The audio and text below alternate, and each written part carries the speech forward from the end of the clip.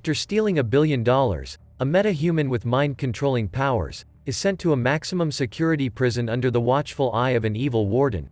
But when he is stripped of his abilities, he must use his creativity to take control of the prison and defeat the warden in his own game. The film begins with a man kneeling in a parking lot. He is surrounded by some aggressive men, and he gets punched. Among the men, there is also a male creature that looks like a hybrid of a gorilla and a human. While they rough him up, another man under the name Payback appears and starts shooting at the bad guys. However, one of them is wearing a bulletproof jacket, and the bullets do not penetrate him. He also offers cover for the gorilla, who is now hiding behind him. Payback fights with that guy, and their combat ends with the former breaking the man's hands and neck. Lastly, the gorilla rushes at him, but Payback is able to knock him down with a single punch. Then, he sits near the gorilla and pops his eyes out just like that.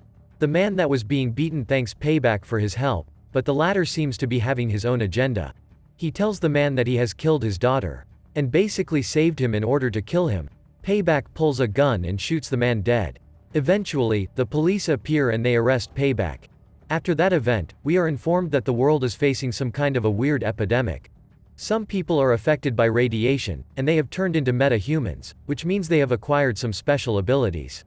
Meanwhile, Payback is being transferred to a special prison, one that has been built specifically to hold metahumans. In fact, this prison's warden, Devlin, is invited over the news. The anchorwoman mentions that he has been blamed for using inhumane treatments on his prisoners, but Devlin replies that his prisoners are not even humans. Being inhumane towards somebody presupposes that that person is a human in the first place. One of Devlin's prisoners is a guy named Julius Loeb, who has the ability to control other people's minds. Devlin claims his job is very hard, and he has to use special methods to deal with criminals such as Loeb. Moments later, the prison receives its new prisoners. Soon, they line up in front of the officers to hear their speech about how they control this prison. One of the prisoners tries to act all tough, but the officers give him an electric shock. They inform the prisoners that everything they get in contact with inside this prison will literally shock them. They might have special powers outside, but here they are just like everybody else. Even the water they drink contains special alkalines to make their powers weaker. Once the new fish join the yard, a guy named Diamond Jim approaches Payback and asks him if he remembers him. Payback knows who Jim is and also mentions he used to know his brother, implying that he was the one to kill him. The two of them get caught up in a fight, and Payback wins over his rival. However, he is also beaten up by a female guard who possesses super strength. Meanwhile, another young man from the newcomers, Diego Diaz, meets with a more experienced inmate, Gordon Tweedy. After bragging about the powers he used to possess outside the prison, Gordon takes the new guy for a tour inside the prison. While they walk, Gordon gives him some powerful advice, such as to always keep himself clean and stay away from trouble, because that might extend his prison sentence. Gordon asks Diego about his powers, but the latter does not want to reveal them. However, he reveals the way he was caught. He was the driver to a robbery that went wrong. Finally, their conversation ends with Diego asking if the stories about Julius Loeb are real. Supposedly, he used his mind control powers to make a woman kill her whole family, including her baby. Gordon replies that the stories are real, and advises the young man to stay away from Loeb because he is really dangerous. In the meantime, Loeb is taken to a dark room to attend a parole hearing. The members of the committee are not present in the room, but rather communicate with him from a distance. The hearing goes terribly bad and Loeb is denied parole. Then, the warden walks into the room, and tells Loeb that he will never leave this prison, even for a day. However, he has an offer for him. If Loeb gives him all of his money, which amounts to around $1 billion, Devlin will make his life a little bit easier. Meanwhile, Payback is lying in the infirmary, while Dr. Joseph is checking up on him. Diego walks into the infirmary to collect the trash, and he becomes friends with the friendly doctor. Soon, Loeb is brought into the infirmary as well, and Joseph proceeds to give him a checkup. Payback now gets up and puts the doctor to sleep, intending to kill Loeb for all the people he has killed and the money he has stolen. However, his plan is left unfinished since Diego jumps on him and holds him on the ground until the guards come. Diego becomes famous inside the prison for going against Payback, and the inmates give him their desserts. Then, a big guy approaches him and wants Diego to follow him. He leads the young man outside Loeb's cell. Loeb thanks Diego and makes him an offer. He says he could use his help, and the only thing Diego has to do is to work a shift in the cafeteria. Without Loeb disclosing any more information, Diego says he is going to think about it. The next morning, Joseph has a talk with Payback, and asks him if he is going to give her more trouble. Payback tells her she is wasting her time treating these criminals, because they are basically animals. Although the doc tries to find some common ground, the conversation does not end well, and she tells the guards to take him out of there.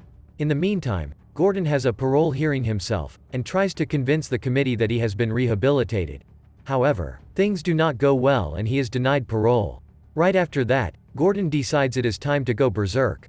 He uses a pin to remove his anklet and then has a short talk with Diego, thanking him for being his friend. Gordon calls out one of the guards, and shows him he is free. The guard tries to be calm and calls for backup, but Gordon scolds him for being so calm. He believes this guard has no idea why Gordon is called the conductor. He grabs a cable from the ceiling and touches it on his body. That makes him absorb electrical power, and then he unleashes an electrical attack against the guard. Diego checks on the guard, but he is not going to make it. Chaos ensues as Gordon attacks the whole building, and the prisoners are now rushed back inside their cells. Gordon makes it to the infirmary and he likes seeing the sun shining outside. However, the strong female guard, Liz, attacks him from behind and knocks him down.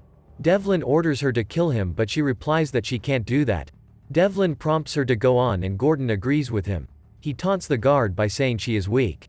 She gets infuriated and she now punches Gordon multiple times until he is dead. Soon, the news announced that the conductor tried to escape but he fell to his death.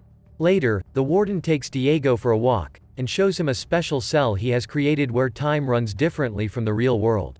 After showing him that, he asks Diego what Loeb wanted with him. Diego is afraid and tells him the truth. Devlin instructs Diego to keep pretending he is a friend to Loeb, but he is to report directly to the warden. In addition, Devlin mentions that he knows Diego's superpower is empathy. That may make women like him in real life, but it might also be a reason to be liked by men in prison. Right next, Devlin has a talk with Loeb outside his cell. He is giving him only 24 hours to move his money and transfer it to the warden, or else he will lose all the privileges he is enjoying in this prison. Loeb says he needs a bit more time, because $1 billion is a lot of money.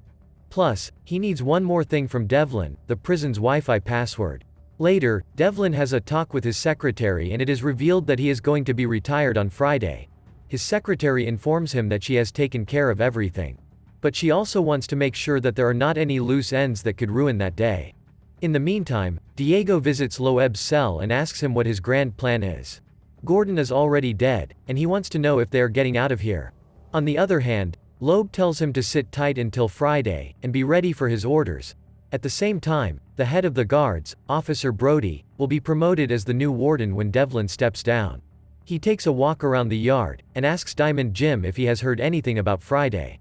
Brody wants to make sure that everything will run smoothly on the warden's retirement day. On the big day, Payback is about to start a bout with Jim. Brody tells Liz to deal with them, but the zapping system is not responding. In Loeb's cell, Devlin gives the man his phone, in order to transfer the money to him. But instead of moving the money, Loeb disables the anklets of all the prisoners, which means they just got their powers back. Chaos ensues inside the prison as the prisoners start fighting against the guards. Back in Loeb's cell, he tells Devlin he is a big idiot.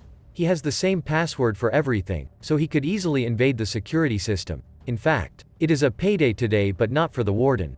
Loeb has paid all the prisoners to unleash chaos. Meanwhile, Brody wanders in the basement, trying to find a way to bring the security system back up. However, he is intercepted by Diamond Jim and he is seriously overpowered. Brody is able to break out of Jim's grip and take care of him. Back in Loeb's cell, the prisoner tries to take control of the warden's mind, but it does not work. Devlin knocks him out as the prison seems to be under control again. Devlin is taken out of the cell, and he orders his guards to take Loeb to the special solitary room. As Loeb is taken away, he speaks some nonsense, like Devlin has been the one who took control of his mind. Outside in the yard, Payback has fought most of the prisoners, and he now sits victorious on a pile of dead criminal bodies.